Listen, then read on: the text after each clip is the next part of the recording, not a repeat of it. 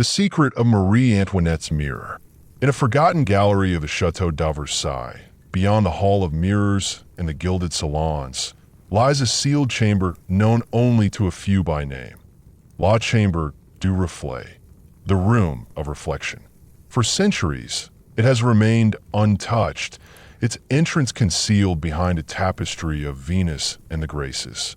What it contains is the subject of hushed whispers, a tale so strange it sounds more like legend than history. It begins, as many tragic tales do, with Marie Antoinette, the last queen of France. The gift. In 1778, to mark the birth of her son, the queen received a mysterious gift from a Bohemian nobleman, Count Istvan Verdi, a guest at court whose presence lingered like smoke in the air.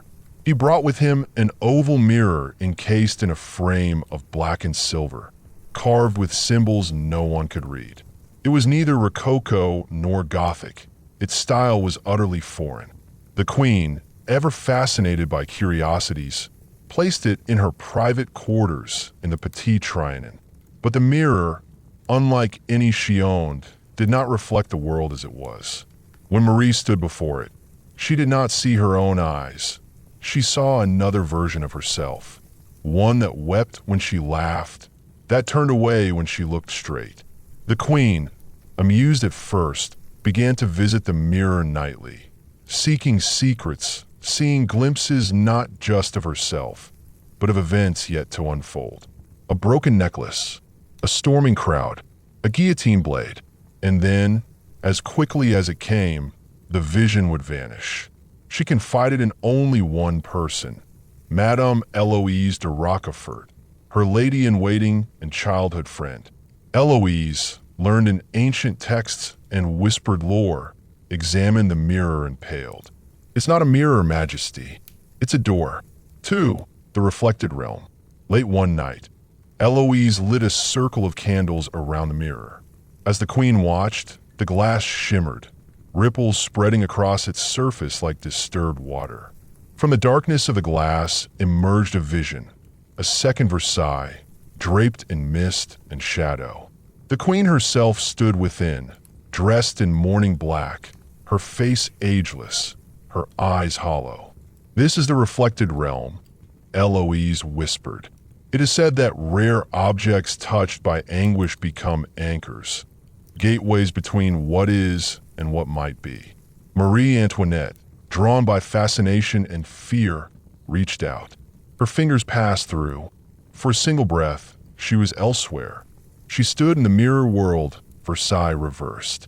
The chandeliers dripped wax like tears. Statues turned to face her as she passed.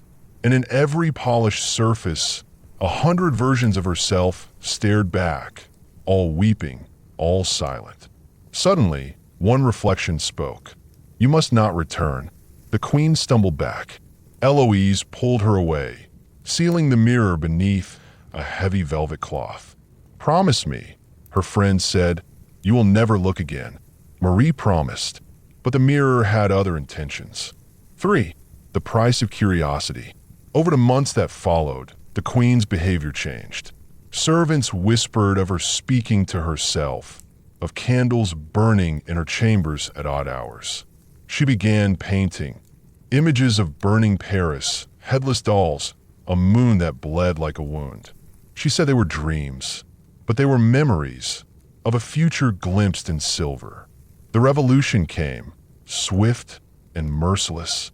Versailles was abandoned.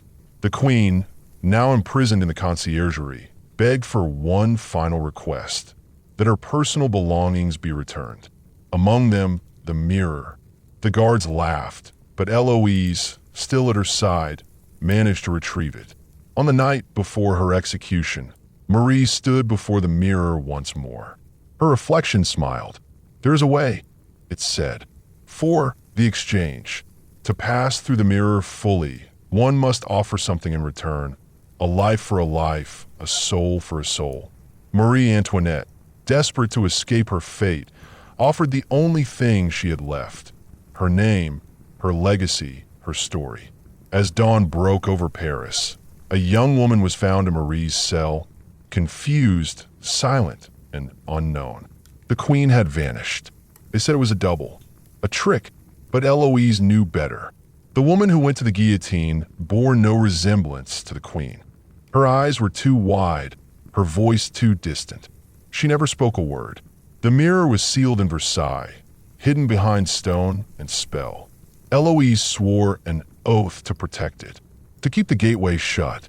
But magic, like history, never stays buried.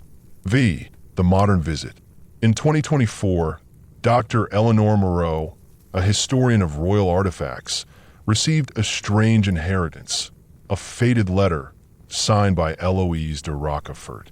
My dearest blood, if you read this, you are of my line. There's a mirror in Versailles that holds the soul of a queen. She's not dead. She waits. Eleanor, skeptical but intrigued, gained special permission to study the lesser-known halls of the chateau. It was in a narrow corridor behind a crumbling tapestry that she found the hidden door. Inside, dust, silence, and the mirror.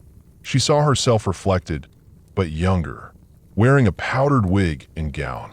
The figure in the mirror raised its hand. Eleanor did not. The reflection smiled, then whispered, "Eloise."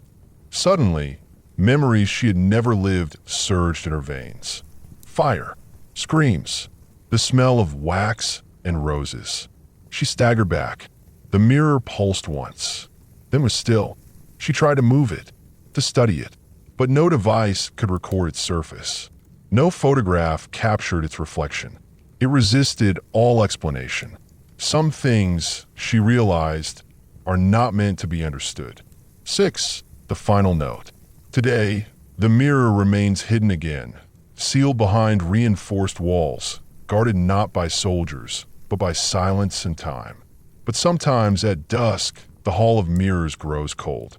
Candles flicker, and visitors swear they see a pale face in the glass. Watching, waiting. Marie Antoinette, it is said, never died. She waits on the other side, in a palace of reflection, trapped in a world of infinite echoes. And she is not alone. There are many mirrors in Versailles, but only one whispers back,